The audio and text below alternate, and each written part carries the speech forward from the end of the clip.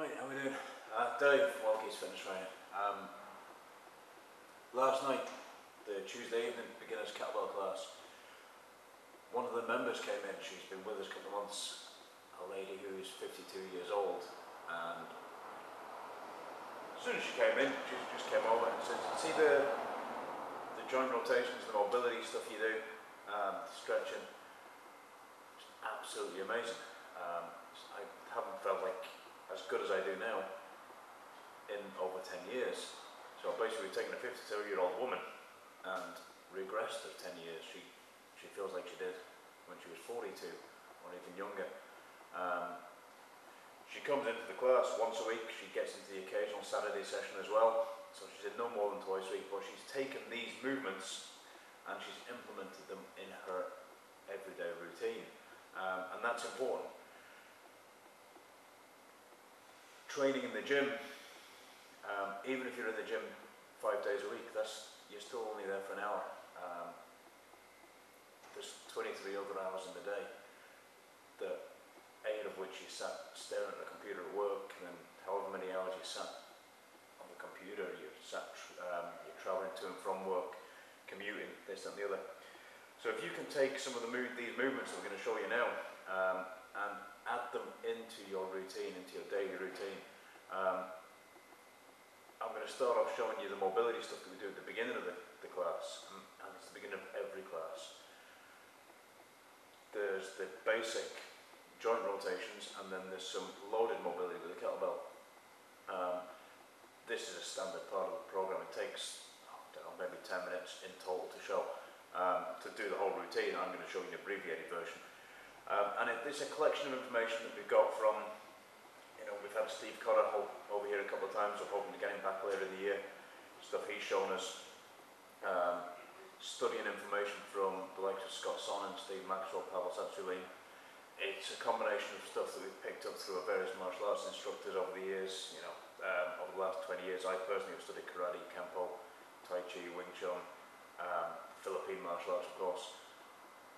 Paul, who is the other half of Wild Geese, he's a similar background in the martial arts. It's stuff that we've collected and collated, and stuff that from our training history that maybe we've forgotten, and then someone like Steve Cotter comes along and it's like, okay, we're going to do this, and you go, bloody hell, I did that when I was 15, and we just kind of forget about it and all this new information that comes up. But this is the stuff that works. It's not, like I said, it's not new information. I'm not the only person doing it, there's plenty of other people out there. But the key point is, take it, apply it, use it. The more often you can do this, the better. I'm only going to show a few repetitions of each movement, but for yourselves, go for as long as you need to. One guideline that is thrown about is, you do as many repetitions as the age you are. So if you're like Roseanne, she's 52, she would do 52 revolutions of each exercise. Now that's going to take a certain amount of time, so you could split it up. I personally just do whatever I feel. You kind of go intuitively. If one area is particularly tight, you spend a bit longer on it. If one area is quite loose, maybe don't quite spend so long on that. So you can work it out. If you're doing it before a training session, where you'd spend more time on the areas that you're going to be training that day. You can then work on mobility in other areas during your training session. So in between sets, if you're doing maybe a squat set, you'll warm up and you'll do lots of mobility for the hips, the knees, the ankles. But in between sets, you might do a bit of mobility for the shoulders, for whatever. You break it up, you split it down. It's however you want to use it. That's enough yabba. Let's get on with it.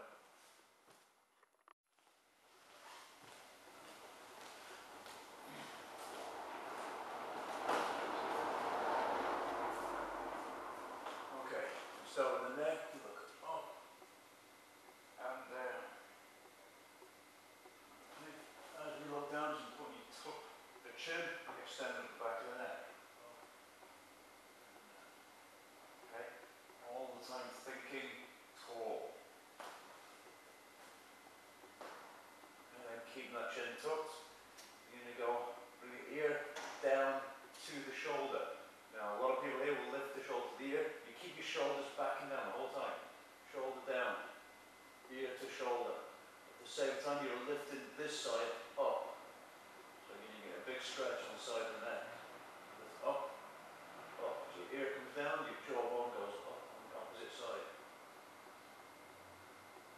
chin tucked, you just look over the shoulders all the time, extending up. Okay? All the time extending up through the crown of the head. Okay, after a few of them, we just come down the joint, we're into the shoulders now. Big circles. A lot of people rotate the shoulders, will do this. All you're doing is waving your arms around it. The shoulders actually come forwards, up, back, and down. Okay?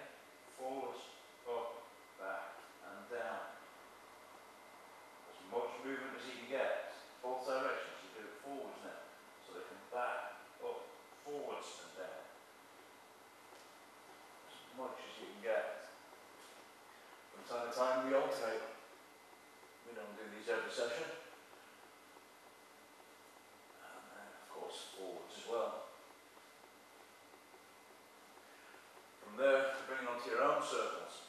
Big circles backwards. Now we don't cross our hands. You get less range of motion in the shoulder joint if you allow them cross. You keep your arms straight, come right up the middle. Always try to keep the thumb uppermost as much as you can. Forwards, backwards. Every now and again, usually do this for my own amusement with the class, you actually go opposites as well. Whichever variation you wish, it's a good idea to try and keep the thumb uppermost and almost brush your ear. You can take them one at a time, you'll get more range of motion if you do one at a time. Usually for brevity, we do both at the same time. From the shoulder, we come down another one with the elbows. Rotate. So again, these go in both directions. Aiming to get a full circle. You're working the shoulder joint here, you're working the elbow joint. Okay? You can alternate them as well. Usually, particularly with beginners, we just stick to the simple circles. And then the wrists. Make a big circle, as much as you can. Very important, as most people these days sit at a desk. Your hands do 90% of the work for you. Tapping on keyboards, moving your mice around. Okay, nice to keep the wrists loose. Okay, simple circles do most of the work. And then we don't do this every session, we do this quite a lot. You start from the pinky finger, curl them in, one finger at a time, to the thumb. When you get there, squeeze. As we do so, the wrist moves, so you extend the hand out, and then you roll in, out. Okay. Again, fully extend, and then squeeze them in. Squeeze them in, fully extend, squeeze. Okay. Move down then, the next major joint is the hip. It's nice and simple. Just big circles of the hip. Again, you're going to work both directions. Okay. That's dead easy. Okay. Move down. Place the hands. I don't like to put them on the knees, I like to rest just above the knees. Okay? And then just make gentle circles. One way, and then the other way.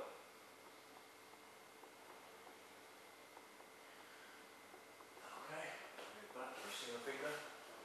Okay, you place the ball of the foot on the floor, and then you roll the ankle around the ball of the foot. You're still going to work in the knee, you're still going to work in the hip. Loosen out that ankle. Again, you go both directions, and you work both feet. So the ball of the foot goes on the floor, roll it out, back, in, and around. Okay?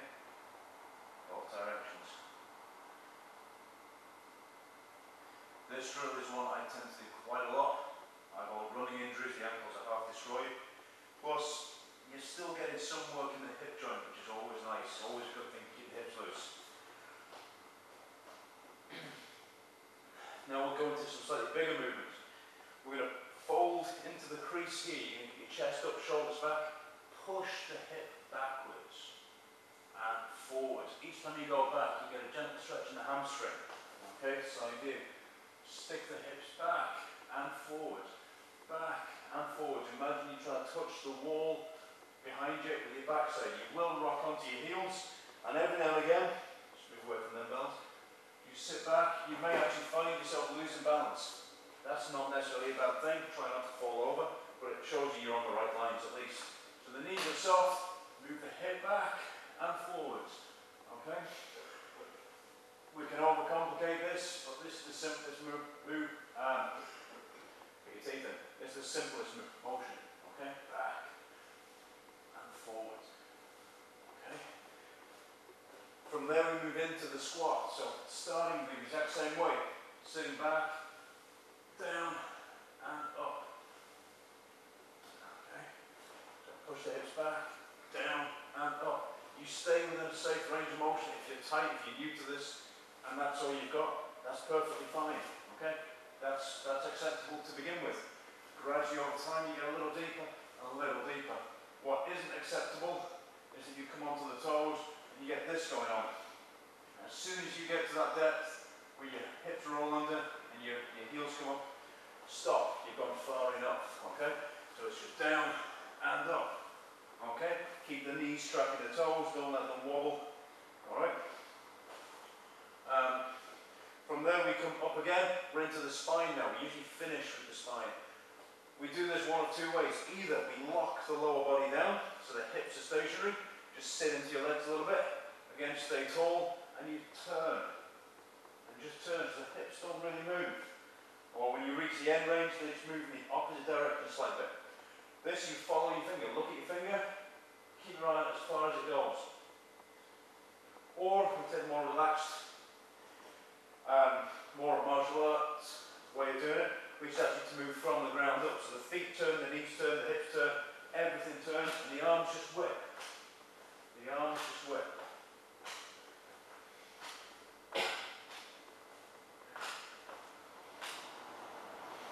Either way is good, they both have value. Play around with the two of them. And that's it. Now we usually spend, I don't know, 5 minutes doing that. We obviously do a lot more repetitions than I've shown you here. Then out comes the kettle. Okay? And again, a standard process we use, and it's in every beginner's class, is we take it around the body. Alright? These are loaded mobility, dynamic, using the weight here. Around the body, it switches on the entire core musculature. Again, you're standing tall, as it goes hand to hand, you just let it swing around the body. Alright? And then you've got the other way. You do a few in each direction. Okay. From there to the front and deadlift, down and up. Okay. Just again, hips go back, sit down, stand up, all the way on the heels, down and up. Okay. You're just working in correct movement patterns here, getting the hips, the hips, the hamstrings, keeping the back straight, shoulders back and down, chest elevated. Getting everything right, so you don't have to think about it later. And there we go back to around the world. Lovely core activation drill. Great for active rest, active recovery. From here, we come back into now our Romanian deadlift. Down and up. We did this exact same movement without the kettlebell. When we were doing this, exact same movement. Hips go back, keeping the chest up, keeping the head up, knees are soft. Down and up. Each time you go down, you're getting a gentle stretch in the hamstring. Okay? Again, you're just dialing in that movement from the hip. Okay, learning to hinge at the hip. The most primary movement pattern, one of the most important movement patterns. Okay, again, a few of these in each direction. That then brings into our swing. Now, all we do there with beginners is just get them to rock. Just rock. We're not interested in anything else. Building on, we've activated the hip, we've got the hip moving with the deadlift, we've grooved in that hinge at the hip with the Romanian deadlift, and then what we do is do a little more relaxed version, so the arms are just loose and the bell gradually takes momentum. Obviously the guys that will be more advanced at this point will be doing proper swings. But for beginners, we're just interested in getting that movement going. Okay? And that then would be the end of the general warm-up. We go into the specific drill of